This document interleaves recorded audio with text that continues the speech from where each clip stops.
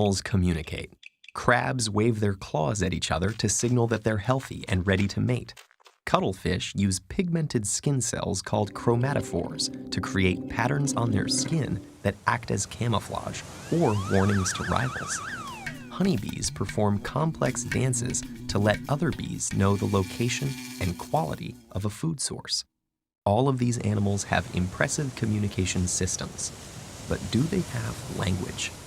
To answer that question, we can look at 4 specific qualities that are often associated with language: discreteness, grammar, productivity, and displacement. Discreteness means that there is a set of individual units, such as sounds or words, that can be combined to communicate new ideas. Like a set of refrigerator poetry magnets you can rearrange to create different phrases. Grammar provides a system of rules that tells you how to combine those individual units. Productivity is the ability to use language to create an infinite number of messages. And displacement is the ability to talk about things that aren't right in front of you, such as past, future, or fictional events. So, does animal communication exhibit any of these qualities? For crabs and cuttlefish, the answer is no. They don't combine their signals in creative ways. Those signals also don't have to be in a grammatical order. And they only communicate current conditions, like I am healthy or I am poisonous. But some animals actually do display some of these properties. Bees use the moves, angle, duration, and intensity of their waggle dance to describe the location and richness of a food source. That source is outside the hive, so they exhibit the property of displacement. They share that language trait with prairie dogs, which live in towns of thousands and are hunted by coyotes, hawks, badgers, snakes, and humans.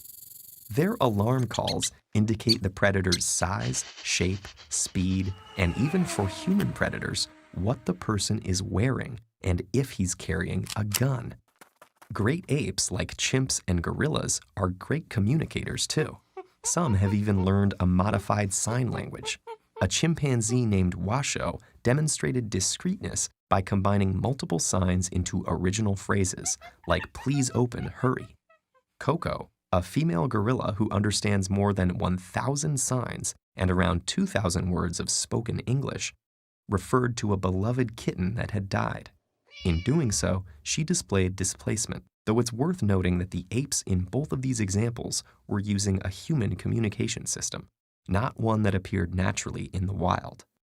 There are many other examples of sophisticated animal communication, such as in dolphins, which use whistles to identify age, location, names, and gender.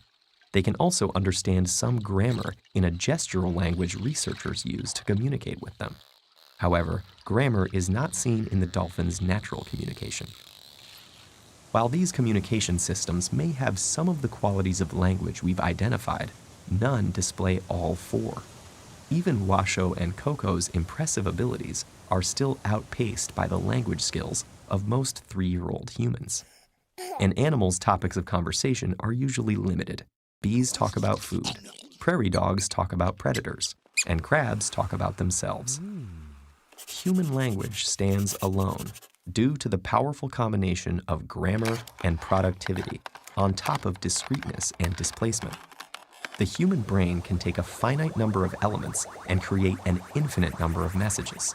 We can craft and understand complex sentences, as well as words that have never been spoken before. We can use language to communicate about an endless range of subjects, talk about imaginary things, and even lie. Research continues to reveal more and more about animal communication. It may turn out that human language and animal communication aren't entirely different, but exist on a continuum. After all, we are all animals.